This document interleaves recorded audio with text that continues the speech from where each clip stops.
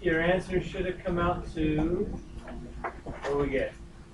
Y equals negative 4x minus 10. Is it? Plus what? Minus 10. What? Minus 10. Oh. Alright. So, I know we didn't have 100% people getting it right. Let's see what. You want to know what it is, so that when you go to do this on your own tonight, you're not making the same mistake. You don't have to say, I got it wrong, and then copy down the right thing and say, okay, now it's okay. Let's look at why. So, two things I told you to do. Did you do them, or did you skip it anyway? Kind of like the whole graph paper thing. I told you to do graph paper, did you just ignore that anyway? Make sure you follow directions. So, plug everything in with parentheses. Okay? Plug everything in with parentheses, because these are negatives. These are negatives. Both of them are negative 2. So look what happens. You get y minus negative 2 equals negative 4 times x minus negative 2. So we'll end up being y plus 2. Notice how, yes, it's mathematically related, but it's such a small detail. It's not even algebra. You guys knew,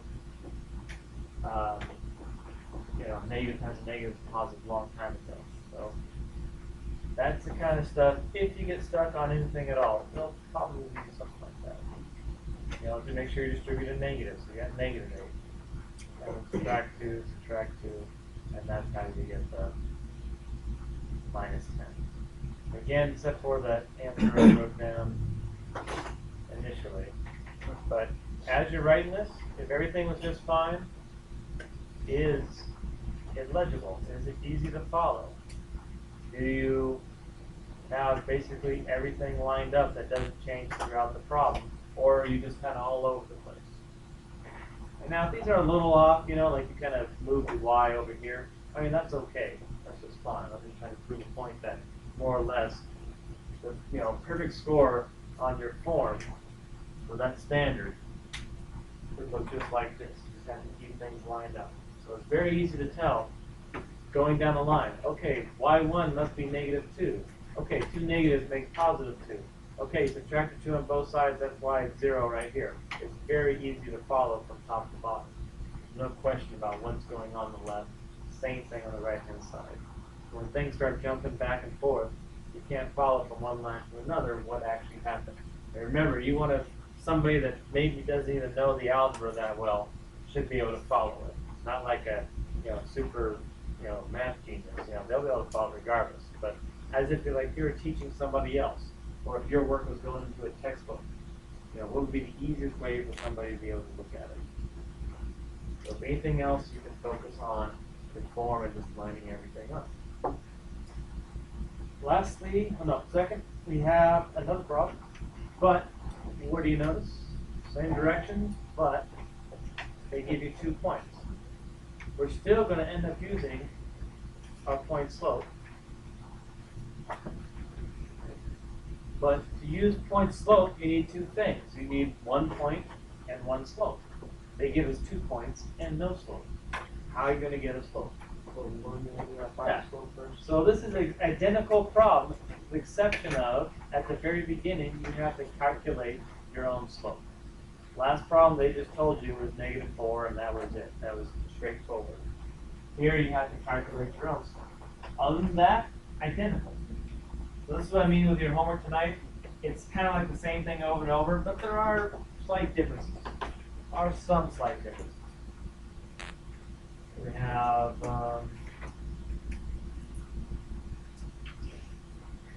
3, negative 5, 2, negative 4. Next one. Again, look at those double negatives. So it's 3 plus 5, 8. And then 2 plus 6. 2 plus 1, 6. So our slope comes out to 4. Slope comes out to 4. So very important. Calculate. Calculate correctly. Isn't it supposed to be y2 minus y1 though? Or is it not that? Does it matter? Can we switch this around? No. We get the same answer? Do you switch the y's and the 2's and the 1's? Yes, we get the same answer. So if this said like -4 fifths, you know, and 2/3, you know, instead of 2/3, 2/3, and -4 fifths, yeah, you get the exact same answer. Slope from here to here is the same as slope from here. Alright. So that means you have a decision to make here. What point do you want to use? 2, 3, or -4, -5? Yeah, whatever you want is the correct answer. You like the negatives here because you get positives when you plug them in to the double negatives, that's fine. Or if you're like, I don't want to mess with double negatives, I'd rather have just minuses, then you do that. You get the same answer. Remember, this is one line that goes to these 2 points, so there's only one equation. So it doesn't matter what different paths you take, you will get the same exact answer. So, I'll do 3 x minus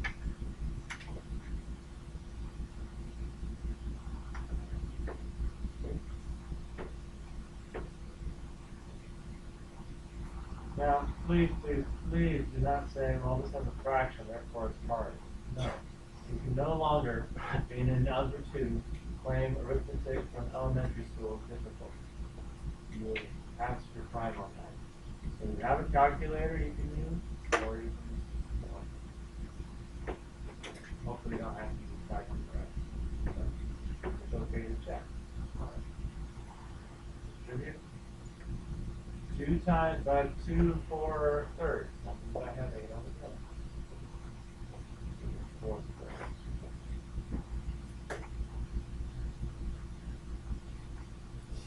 I think multiply 4/3 times 2. Here's a neat trick. I'd be okay if you did this. I know I need to add the same thing to both sides, but this requires a denominator. So if you want to, you can change it right here. Change it to 9/3 right there if you want. Because 3 and 9/3 are the same thing, right? 9 divided by 3 is 3. So I'm still adding the same thing to both sides. One of them I convert into a common denominator. So we have y equals 4/3. And -8 plus 9 was 1. Notice how basic fractions, you don't need a calculator at all. I don't want you to run into a calculator and then saying, oh, I couldn't finish, it was too long. If you're punching every little calculation in your calculator, yeah, you're going to run out of time. You don't get more. So, yeah, don't use calculators for every little calculation now that you have it as your thing. Use it in that it's faster here without. 3 and 9/3. We know that 9 divided by 3 equals 3. Check your calculator to figure that out. Yeah. Good. Let's have you guys try one and then check with each other. I want you guys to make sure you know how to do this.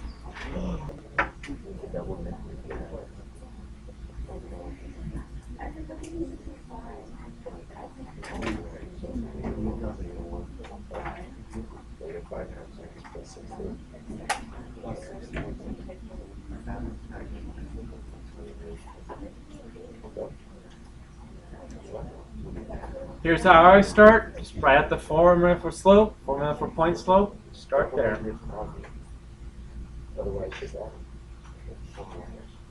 Y's and X's. So we have 1 plus 4, 5. -2. So I plug in. I'm going to put the negative on top. Don't be bothered by it that I just moved the negative to the top. I'm going to use, I'll use 6, 1. I'm going to have x minus 6. And I'll have y minus a -1 over here. Is that right? Oh, no, it's positive 1. Okay. Yeah, I chose the one with no negatives. Just avoid it. So y minus 1 equals -5 halves x Alright, 2 goes into 6 3 times, right? 3 times 5, 15, positive or negative? Negative. Positive. What? Negative times a negative. Oh, -6. Right? Oh. And then add 1. And that's how you get the sitting 16, 16, 16. Yeah, for everything, watch out for those negatives, right? You? Next, last one. Same thing. Hey, how about that? But one little caveat.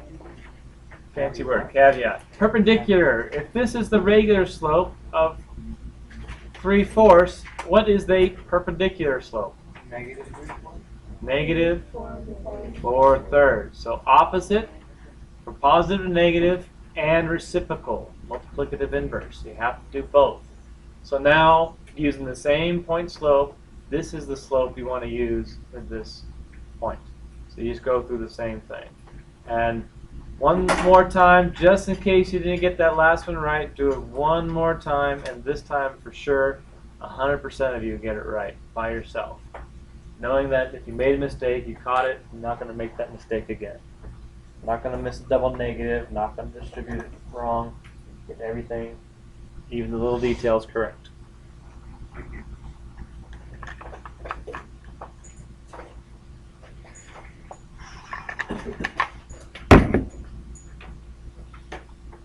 I'll finish it up here. So I'm going to use, so 3, 7, everybody's using the same point. Make sure you use the perpendicular slope only with perpendicular lines. There's some that will say parallel. If it says parallel, make sure you use this, the regular slope, the same slope. So we have -3.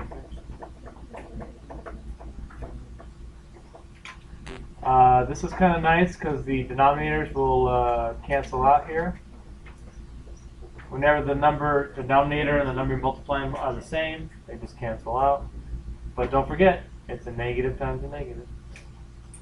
So you get +4, and then add 7. So you should have